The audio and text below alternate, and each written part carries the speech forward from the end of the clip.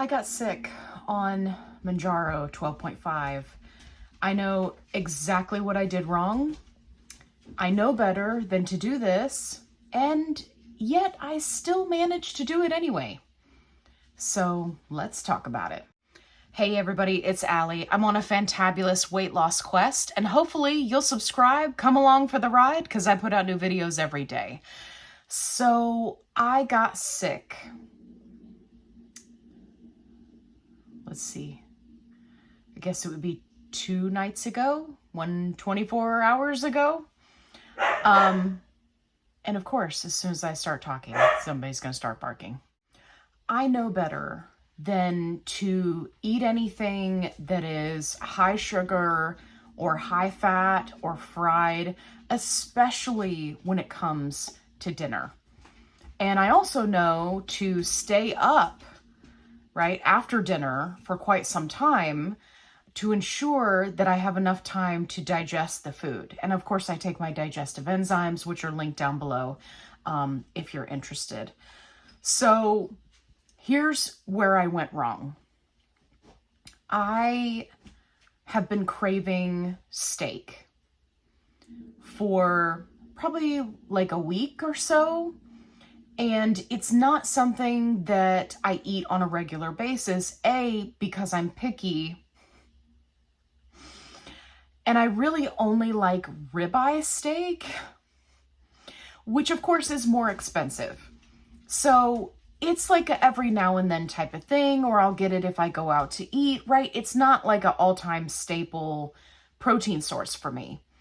Well, I have been craving steak. And they had these really thin cut ribeyes. And I was like, oh, this would be great because then I won't have to cook a whole ribeye to then have it, have to cut it into smaller pieces, right? Because they're usually like a big, huge steak and I can't eat all of that at one time.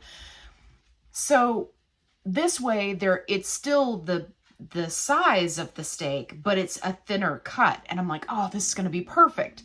So I bought these. I'm cooking them up after work so that I'll have them for the rest of the week. And this makes it easier because even though I work from home, for my job, I only get a 30-minute lunch break, which is just enough time to do absolutely nothing.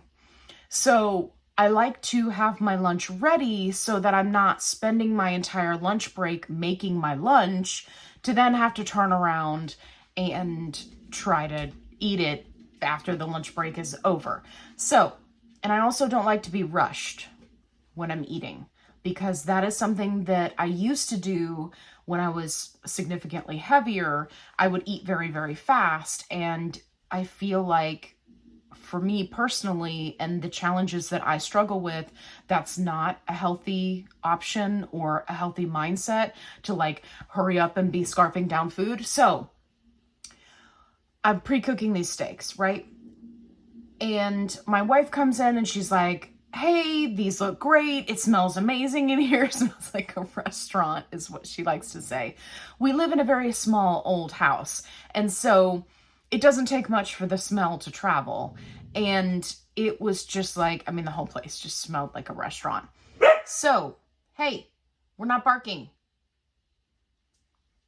So I was like, hey, yeah, well, if you want one of these steaks, go for it. So she picks one up and she takes a big bite and she's like, oh my gosh, these are so great. You have to eat some. Kevin. Hey. Sushi doesn't want to get up and play with you. Stop yelling at her. Don't be yelling. We don't yell at our friends. Don't yell at your friends, okay? They don't like it. They don't like it. If you want her to be your girlfriend, you have to be sweet. You have to be nice. Okay. Can you do that? Can you be a good boy?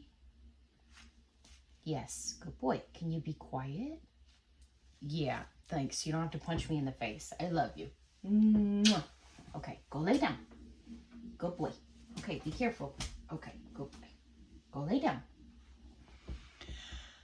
This is what happens when I try to record videos when they're awake. Okay, so she takes a big bite and she's like, oh my gosh, this is fantastic. You have to eat this right now. Like while I'm cooking them.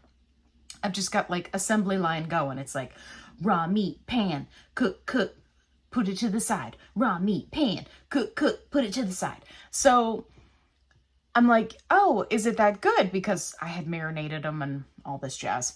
So she has it on the end of her fork and she's like, you gotta try this, you gotta try this. Well, I wasn't paying attention. And this is where it got me. So for a ribeye steak, for those of you who choose to eat other inferior cuts, there's like a fattier side. So she was handing it over to me and the fattier side was pointed to me. So of course I took this big bite and it was like almost all fat.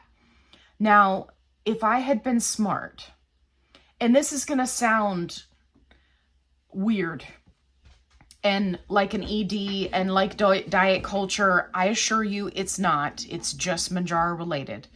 But if I had been smart, I would have spit it out. But it's this piece on the end that has the meat and then it's got like all this fat kind of attached to it. But that one piece of meat there is like so juicy and tender. It's so good. So what did my dumbass do? I ate it. Mind you, I had already done really great for my own dinner and had eaten, a salad. It was very light, had a couple of crackers, so I had a little bit of carbs in there, right? Didn't go overdo it with the dressing. Like my dinners tend to be very light because of my digestive challenges on Mounjaro. If you want more info about that, you can go watch all the other update videos that I've done, especially the ones where I was first starting out and I was learning how to best tailor my life to this medication. So, like a dummy, I took this ginormous bite and it was mostly fat and it was so good. And I was like, oh, this is great. This marinade is great, right? And I'm like all amped up. Little did I know that I would be up at 2 a.m. and then for the rest of the night with it coming back with a vengeance. And the reason that I know that it was just that fat that did it is because that's what it was. I'm not going to get any more graphic than that because I'm not looking to gross you out completely, but I want to give you enough info so that it can help people, because I know that there are I'm getting a lot of new subscribers that are new to these medications and they're like, Allie, I ate XYZ and I don't understand why I was up all night with it coming out both ends. And I'm like, you got to pay attention. You got to pay attention to the fat. You got to pay attention to the sugar content. You got to pay attention to, is it fried? Is it greasy? Right? Is it something that's very heavy? In the beginning of my journey, I couldn't even eat a steak. Didn't matter how many digestive enzymes I ate because my body just wasn't acclimated to the medication yet. And I couldn't just break it down because it takes longer on this medication to break down meat. So anyway, I was up all night. And not only was I absolutely miserable, but I had a few epiphanies along the way. And I figured I'd share those as kind of like a non-scale victory in the midst of this chaos that was tragedy because of the steak fat. So I realized that me being sick at the weight that I am now, which is, I'm saying 176. I weighed lower than that, but because I was sick this week, I'm like, no, this is gonna pop back up a little bit. So I'm I'm being conservative and saying 176. So me getting sick at 176, completely different than me getting sick at 285 pounds. First of all, I felt like everything was just easier. Again, I'm not going to be graphic, but I don't know if it's just because I have more ab muscles because I've been working out. I don't know if it's because the visceral fat, right, is diminishing inside of my body, right? That's the fat that's like around your organs. I don't know. But it was a lot. I mean, it certainly wasn't fun. Don't misunderstand me.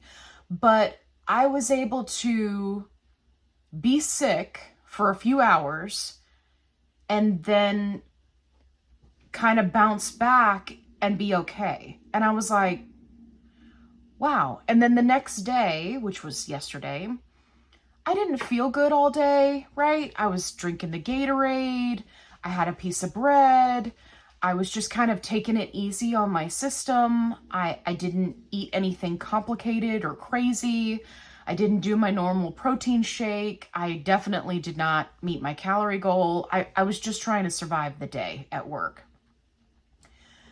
But I felt like, wow, when I was at 285 pounds, when I got sick like this, it would knock me out. I would have to call in sick to work.